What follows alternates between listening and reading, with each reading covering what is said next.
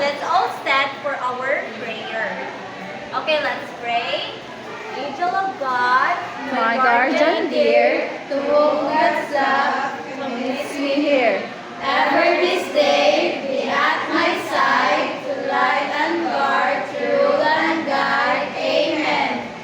In the name of the Father, the Son, and the Holy Spirit.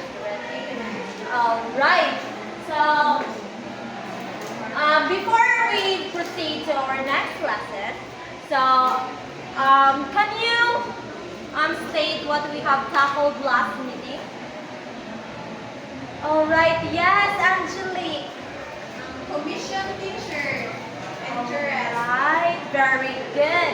So now, our topic is all about the concept of integer. So, our objective is at the end of the lesson, you should be able to, first, is you should identify real-life situations that make use of integers.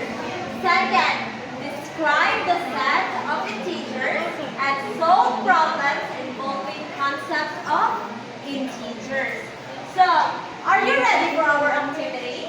Yes, yes, teacher. Alright, so I will going to pick random names of you, and you will going to pick these yellow construction papers with numbers in it, and you are going to paste whether it is integers or not integers. So just try to guess whether it is integers and not integers. So the first name is Erica. Alright, come here, Erica. Okay, pick. Okay, 0. What do you think? 0. Integers. Alright, another name. Laika, come here. Okay, pick a number. And also Blythe, come here. Just pick a number and classify whether it is integers or not. Next is Angelique. Okay, come here in front. And Angela. Alright. Come here in front. Next is Cherise.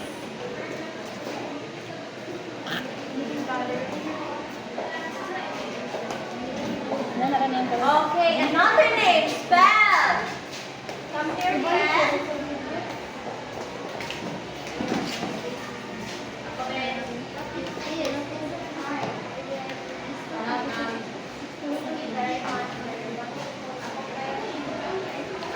Another one. Another. Okay, Shane Marie.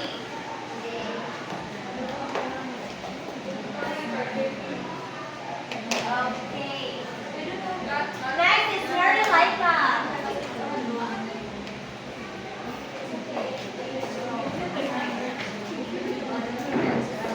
And Rika, here in front. And also Angeli.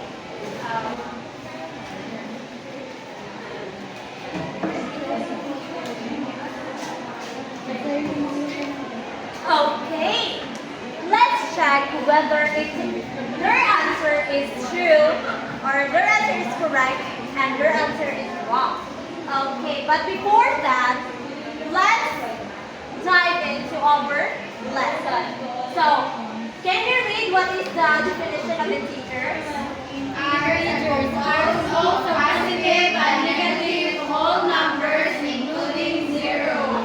So, ang integers, it is what we call the whole number. So, way back to our activity. If negative 217 is a whole number. Yes. Of course, yes. How about negative 34? Yes. Of course, yes. It is a whole number. What about 5? Yes. Yes. How about 1736? Yes. Yes. Yes. So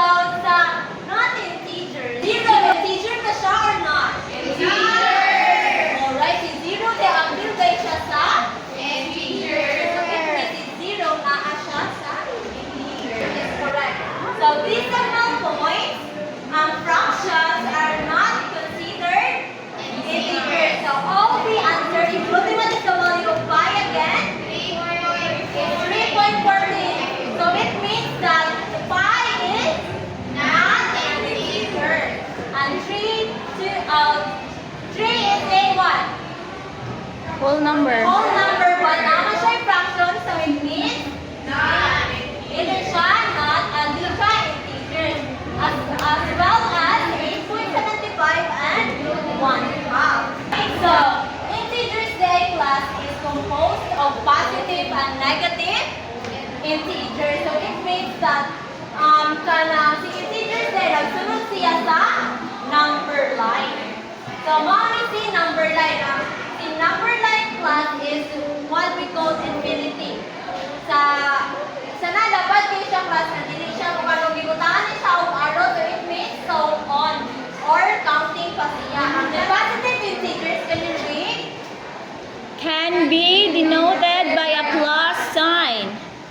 Farther you are to the right zero, the greater is the value of the number.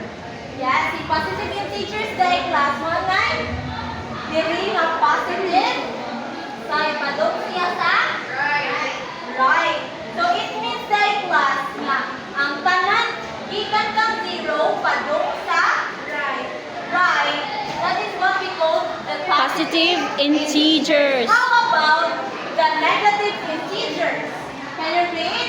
are found at the left of the zero and denoted by a minus sign. The farther you are to the left from zero, the lesser is the value of the number. Yes. So, si zero di ay gikan ng zero padung sa left, so it means they are what we call the Negative integers. And here is the funny thing class.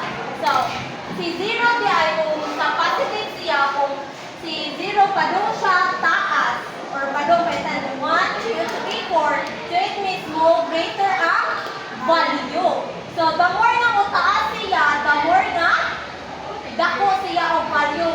But, si negative integers day, sa nagkataas sa iyang number, nagka-less ang iyahang Value. Mauna si negative integer. So, always put on your mind that ang positive integers, kung padung siya sa right, it means it is positive integers, and the farther nga mo sa ang number, so it means mo greater ang iyahang value. But ang negative integers, the more nga mo farther ang iyahang number, the more nga mo less ang iyahang value. So, 100 and compared to negative 1 compared to negative 2, asa ka ang tuan? Asa ka ang greater of value? 1. Of course, positive 1. And always remember that positive integers na atin na siya Plus positive sign. na sign. So, wala, consider ang positive na sign, hindi na siya pwede, consider mo na siya, hindi siya, nanaan na siya, plus dire. Wala siya nabutang what it is, positive. And, ang sa negative is, resibo ang iyahang sign. So, mauna, mag-minus na dire, mag-minus na dire, mag-minus na dire. Then, always remember na ang positive integers, kay nag-associate siya sa words nga earnings, gain, rise, forward, deposit, scoring point, add, or drop. Kung sa pa may lain nga kanang words nga ma-associate sa kanang positive integers? Lain ng word. Sum. Another. Ascend. Naman yung ascend, no? So, dili sa negative integers, na-assign, associated word na word, basta ma-meet ninyo ang word, it means that ang kuan niya is negative integers. Like loss, spend, mo-decrease siya, mo-drop ang iyahang kuan, then withdraw, descend, ang utang, debt, or backward,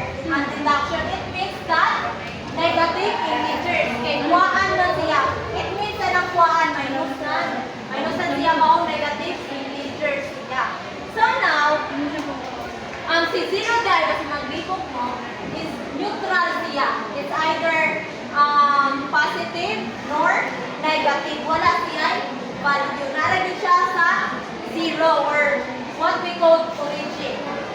Wala siya ang zero. So now, example of positive integer in class is this. 10 steps forward. So it means nag-step siya ka na po. Next is the example sa negative integer. 5,000. So nabang withdrawal direct sa word sa associated word sa negative integer. Yeah. So when naman siya yung withdrawal, so it means na negative integers. So for your activity, I would like you to group into two. So this is the group 1 and this is the group 2. So what you are going to do is you are going to identify whether it is positive integers or negative integers. So for group 1, I call on representative for each group. Okay, select a piece of paper and you are going to identify whether it is positive integers or negative. Okay.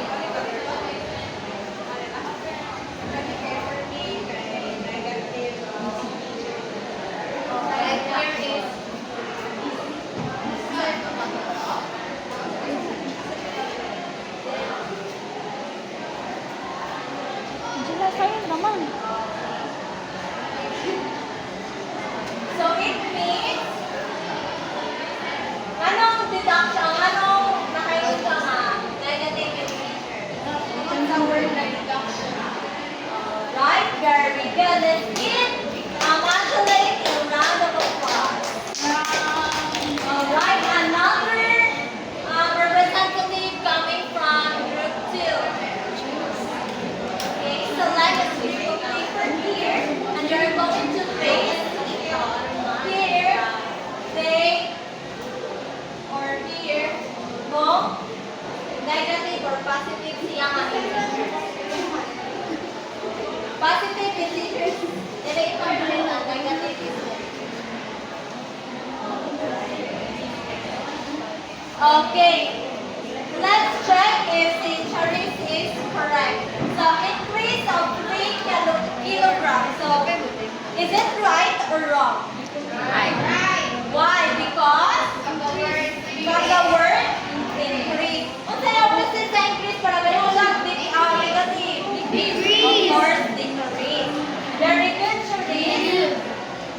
So another example of that is this one. Asa kani siya mo mabilong. Sing 7 more songs. Positive. Why do you think it is positive integer? More. Alright, it is more. So it means that it is belong to Positive. integers. Very good. So another one. Accelerate 10 kph. Positive. Why do you think so? Accelerate. Very good. Accelerate then is a big increase. Increase ang Speed. okay. This one. Rise of 2 degrees Celsius. Positive. Positive because Rise. so it means gonna increase ang Celsius. temperature. Alright. See you next